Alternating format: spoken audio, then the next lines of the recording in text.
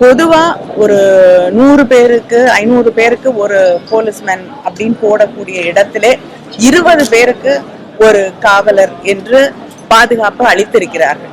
இதைவிட அதிகமாக காவல்துறை என்ன செய்ய முடியும்? இது டிவிகேல இருக்கக்கூடிய அங்கே இருக்கக்கூடிய அவர்களுடைய நிர்வாகிகளோடு கலந்து பேசிவிட்டுத்தான் இடத்தையும் அவர்கள் தேர்வு செய்து ஒன்றை நான் மறுபடியும் சொல்ல விரும்புகிறேன். யாராக இருந்தாலும் திரும்ப திரும்ப கண்டிஷன்ஸ் போடுறாங்கன்னு ஒரு குற்றச்சாட்டு இருக்கிறது. கண்டிஷன்ஸ் இல்லாம இப்ப பிரதமர் இந்தியாவுடைய பிரதமர் தமிழ்நாட்டுக்கு வரும்போது, தமிழ்நாடு என்று இல்லை, இந்தியால எந்த இடத்துக்கு போனாலுமே அரசு நிகழ்ச்சிக்கு போகும்பொழுது அது அரசாங்கத்தின் பொறுப்பு. ஆனால் ஒரு கட்சி நிகழ்ச்சிக்கு வரும் பொழுது அது அந்த கட்சி தான் பொறுப்பேற்றுக் கொள்ள வேண்டும். பாதுகாப்பு தான் ஒரு அங்க இருக்கக்கூடிய அரசு செய்ய முடியும், காவல்துறையை பயன்படுத்த முடியும். ஆனால் அடிப்படை வசதிகளாக இருக்கக்கூடிய தண்ணி, உணவு, அந்த மக்களுடைய பாதுகாப்பு, எத்தனை பேர் வராங்க அப்படிங்கறதெல்லாம் அந்த கட்சியுடைய நிர்வாகம் பொறுப்பேற்றுக் கொள்ள வேண்டிய ஒன்று.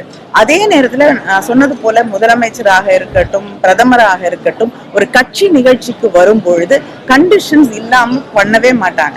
சமீபத்திலே இங்கே இதே கரூர்ல முப்பெரும் விழாவை நம்முடைய மாவட்ட கழகத்தின் செயலாளர் அவர்கள் நடத்தி வைக்கிறார். கண்டிஷன்ஸ் போடாமையா கொடுப்பாங்க?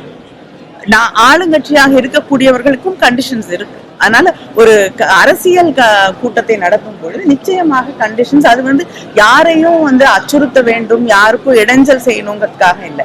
அவங்களுடைய பாதுகாப்பு, வரக்கூடிய அரசியல் தலைவர்களுடைய பாதுகாப்பு மட்டும் இல்லாமல் அங்கே வரக்கூடிய மக்களுக்கும் அதுதான் பாதுகாப்பு. சில நேரங்கள்ல கூட்டம் கட்டுக்கு அடங்காமல் போகும் பொழுது அரசியல் தலைவர்களிடம் அங்க இருக்கக்கூடிய அதிகாரிகள் முன்னாடியே நிறுத்திக்கலாம், இந்த இடத்துல நின்னே பேசலாம் அப்படின்னு சொல்லும் பொழுது பொதுவாகவே அரசியல் தலைவர்கள் அதை ஏற்றுக்கொள்வார்கள். ஏன்னா மக்களுடைய பாதுகாப்புக்கு பிகம்ஸ் பேரமவுண்ட், அதுதான் முக்கியமான விஷயம். அப்படிங்கும் பொழுது நாம் அதை கருத்திலே எடுத்துக்கொள்ள வேண்டும். அதனால தெளிவாக சொல்லியிருக்காங்க. அத்தனை போலீஸ் ஆபீசர்ஸும் இங்க இருந்திருக்காங்க, ஐஜி இங்க இருந்திருக்காங்க, மானிட்டர் பண்ணியிருக்காங்க. 20 பேருக்கு ஒரு காவல்துறை அதிகாரி என்று கணக்கிலே அங்கே பாதுகாப்பு வழங்கப்பட்டிருக்கக்கூடிய சூழ்நிலை. இன்றைக்கு தமிழ்நாடு முழுவதும் மாத்திரமல்ல, இந்தியாவே மிகவும் வருத்தத்தை ஆழ்த்துகிற அளவுக்கு ஒரு துயர சம்பவம் நேற்று கரூரில் நடந்திருக்கு. 40 பேருக்கு இறந்து போயிருக்கிறார்கள். இன்னும் இங்கே ஹாஸ்பிட்டலில் இருக்கிறவங்க கூட ஒரு அம்மா, கொஞ்சம் ஒரு வயதான அம்மா கொஞ்சம் அவங்களுடைய கண்டிஷன் கொஞ்சம் கடுமையாக தான் இருக்குன்னு டாக்டர்ஸ் சொல்கிறாங்க. இது வருங்காலத்தில் இது போன்ற துயரமான சம்பவங்கள், இது மாதிரி ட்ராஜடி நடக்காமல் அரசியல் கட்சிகளைச் சேர்ந்த அனைவரும் மற்றும் காவல்துறையும் வருங்காலத்தில் இது ஒரு பாடமாக எடுத்துக்கொண்டு செயல்பட வேண்டும் என்பது தான் அந்த நேரத்தில் நான் சொல்லிக்கொள்ள விரும்புகிறேன். சார், இப்போ உயர்நீதிமன்றம் ஒரு அட்வைஸ் கொடுத்துருக்கு, உயர்நீதிமன்றம் ஒரு விதிமுறை வகுத்து கொடுத்துருக்கு, காவல்துறையும் ஒரு விதிமுறை வகுத்து கொடுத்து அதை தாண்டி லேட்டாக வந்ததுனால தான் இந்த போன்ற சம்பவம் இல்லை. இந்த நேரத்தில் நம்ம இதை அரசியலாக பார்க்காமல் நம்ம தமிழ்நாட்டில் உள்ள அனைத்து அரசியல் கட்சியைச் சேர்ந்த தலைவர்கள் மற்றும் நிர்வாகிகள், இது போன்ற கூட்டம் வருங்காலத்தில் நடத்தக்கூடியவர்கள் மிகவும் கவனமாக இருந்து காவல்துறையும் மிகுந்த அக்கறையோடும் பொறுப்போடும் செயல்பட்டு இது போன்ற உயிரிழப்புகள் ஏற்படாமல் பார்த்து கொள்ள வேண்டும் என்பதுதான் நமக்கு இந்த துயரமிக்க சம்பவம் கொடுத்திருக்கின்ற பாடம். அதை தாண்டி நான் இதில் அரசியலாக நான் எதையும் பார்க்கல. இது ஒரு விபத்து. இந்த விபத்தில் யாரையும் குறை சொல்லி பேசுவதால் எந்த பலனும் இல்லை. வருங்காலத்தில் இது போன்ற துயர சம்பவங்கள் நடக்காமல் நாம் அனைவரும் பொறுப்பேற்க வேண்டும் என்பதுதான் எனது கருத்தாக இருக்கிறது. இன்னைக்கு கிட்டத்தட்ட 40 உயிரை பறி கொடுத்துட்டு இருக்கோம். இது இந்த அரசாங்கத்து மேலே நம்பிக்கை இல்லை மக்களுக்கு. அது மீண்டும் நிரூபணமாயிருக்கு. இதில் முக்கியமாக மாநில அரசு மட்டும் விசாரணையை மேற்கொண்டால் சரியாக வராது. ஏன்னா காவல்துறையோட தவறு நிறைய இருக்குது. அதனால் இதில் மத்திய அரசு தலையிட்டு இதுக்கு உண்மையான தீர்வு காணணுங்கிறத சொல்லிக்கிறேன். சிறு குழந்தைகள் வேற இறந்துருக்கு, பெரியவங்க பெண்கள் ஆண்கள் எல்லாம் இறந்துருக்காங்க. இன்னும் ஒருத்தர் இப்போ நான் பார்த்துட்டு வந்ததில்ல ஒரு அம்மா, அதுக்கும் இந்த கூட்டத்துக்கும் சம்மந்தம் இல்லை. அவங்க வேலை முடிச்சுட்டு வந்திருக்காங்க. அந்த அம்மாவோட நிலை ரொம்ப கிரிட்டிக்கல்னு சொல்கிறார் டாக்டர். நேற்று கரூரில் நடந்த துயரமான ஒரு சம்பவம். நடிகர் விஜய் அவருடைய கூட்டத்திலே நெரிசலில் சிக்கி இப்பொழுது வரை 40 பேர் இறந்திருக்கின்றார்கள்.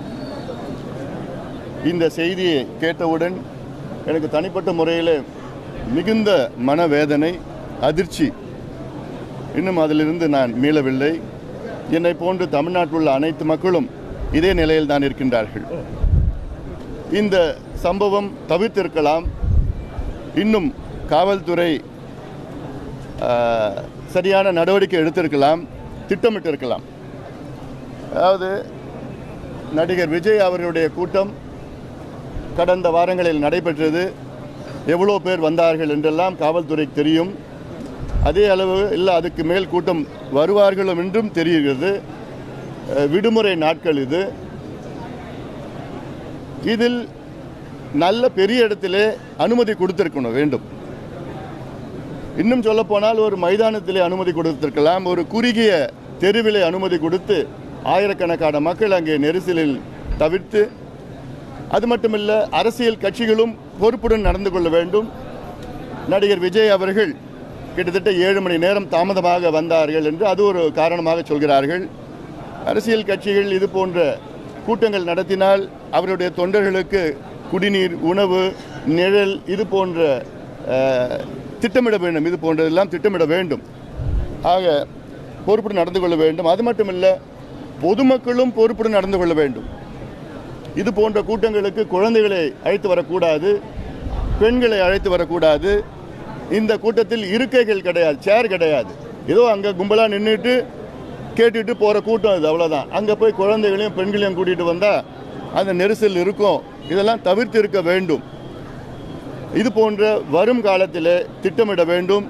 காவல்துறையும் பெரிய இடத்துல அனுமதி கொடுக்கணும். ஒரு நெருக்கடியான சூழலில் உருவாக்கக்கூடாது. இன்னொன்று ஒரு வதந்தியாக இருக்கணும்னு நான் நினைக்கிறேன். அதாவது மின்தடை ஏற்பட்டது என்று சொன்னார்கள். இதெல்லாம் வருகின்ற செய்திகள். இதில் ஒரு தனிநபர், ஒரு கமிஷன் ஒன்று அறிவித்திருக்கின்றார்கள். அந்த தனிநபர் கமிஷன் அவர்கள் உடனடியாக விசாரணை நடத்தி இதற்கு பிறகு சம்பவங்கள், இது போன்ற சம்பவங்கள் நடைபெறக்கூடாது. அதில் மிக தெளிவாக காவல்துறை இருக்க வேண்டும். அதற்கு காவல்துறை இன்டெலிஜென்ஸ் இது நிச்சயமாக அவர்கள் இதுக்கு பொறுப்பேற்க வேண்டும், அதிகமாக பொறுப்பேற்க வேண்டும். இந்த நேரத்தில் யாரும் நான் குறை சொல்லலை, நான் குற்றம் சொல்லலை நான். அதனால் இதற்கு நாம் எல்லாருமே, அரசியல் கட்சியில் எல்லாருமே பொறுப்புடன், நாங்கள் உட்பட பொறுப்புடன் நடந்து கொள்ள வேண்டும்.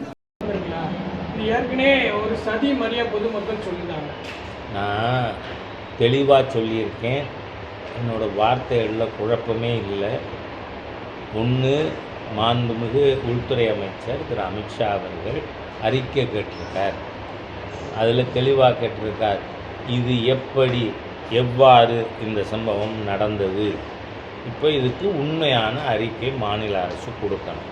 அதுக்கப்புறம் மாநில அரசே ஒரு நீதிபதி தலைமையில் 1 மேன் கமிஷன் போட்டிருக்கு.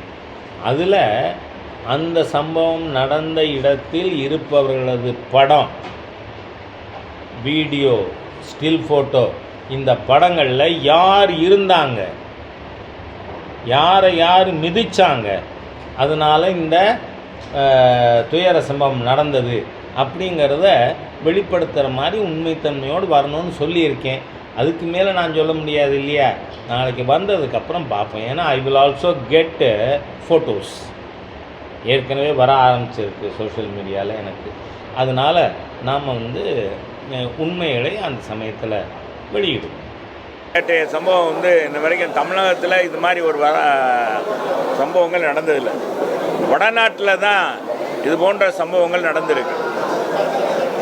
சமீப காலமாக பார்த்தீங்கன்னா திராவிட முன்னேற்ற கழக ஆட்சி ஏற்பட்ட பிறகு பல்வேறு விரும்பத்தகாத சம்பவங்கள், சித்திரை திருவிழா மரணம் உங்களுக்கு தெரியும், பல்வேறு வகையான இது இடங்களில் இது மாதிரி சம்பவங்கள் நடைபெற்று வருகிறது, விரும்பத்தகாத சம்பவங்கள் நடைபெற்று வருகிறது. அப்பொழுதாவது இந்த அரசாங்கம் விழித்து கொள்ள வேண்டும். நாங்கள் எப்பொழுதுமே சொல்லி கொண்டு தான் இருக்கிறோம். பொதுவாக நான் சொல்லி கொண்டு இருக்கிறேன், எங்கள் பொதுச் செயலாளர் போகிற இடங்களுக்கு கூட பாதுகாப்பே இல்லை. மதுரையில் பார்த்தீங்கன்னா உரிய பாதுகாப்பு, உரிய அந்த கூட்டத்துக்கு தகுந்த பாதுகாப்பு காவல்துறை கொடுக்கல. கட்டுப்பாடு விதிக்கிறாங்க, அது எழுத்தளவில் தான் இருக்குது. அதே மாதிரி இன்றைக்கி விஜயை பொறுத்தளவுக்கு தமிழக வெற்றி கழகத்தின் சார்பாக இன்றைக்கி பல்வேறு கூட்டங்களை நடத்தியிருக்காங்க. ஒரு 4-5 கூட்டத்தில் அவங்களுக்கு தெரியும் என்ன மாதிரி மக்கள் அவருடைய ரசிகர்கள் உறுப்பினர்கள் ஆர்வமாக கலந்து கொள்கிறாங்கன்றது தெரியும்.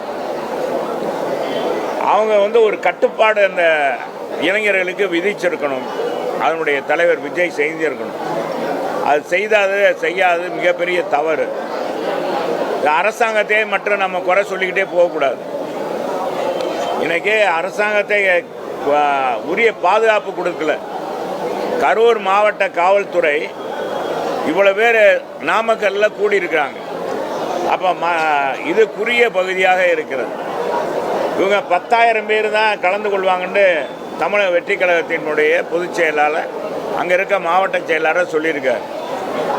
அதுக்காக உரிய இடத்தை நீதி அரசரும் உரிய பாதுகாப்போடு நடத்துங்க கட்டுப்பாடு விதிச்சிருக்காங்க.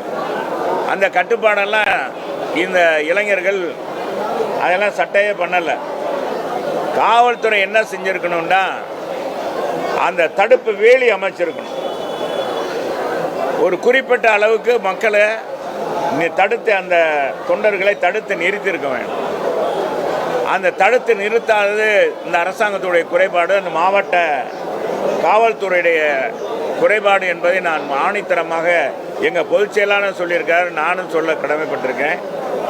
இதில் அதிகமாக பேச வேண்டிய ஒரு துயர சம்பவம். ஆனால் இந்த துயர சம்பவம் நடக்கக்கூடாது என்றால் இது தமிழ்நாடு வெற்றி கழகம் இது மாதிரி பஸ் பயணத்தில் போய் அது இந்த சாலையில் குறுகிய சாலையில் அவருடைய தொண்டர்களை பார்ப்பதை கொஞ்சம் விலாசமான இடங்களில் செய்யணும். இல்லைன்னா முதல்ல அவர் சந்திக்கிறாருன்னா தொகுதி வாரியாக கூட போய் சந்திக்கலாம். அவர் ஒரு இளைஞர் தான் விஜயை பொறுத்தளவுக்கு. தொகுதி வாரியாக கூட போய் அந்த தொண்டர்களை அந்த தொகுதிக்குள்ளேயே கட்டுப்பாடு பண்ணி வச்சிருக்கலாம். பிளே ஸ்டோர் மற்றும் ஆப் ஸ்டோரில் இருந்து பாலிமர் செயலியை QR கோடு மூலம் பதிவிறக்கம் செய்யுங்கள். செய்திகளை உடனுக்குடன் பெறுங்கள்.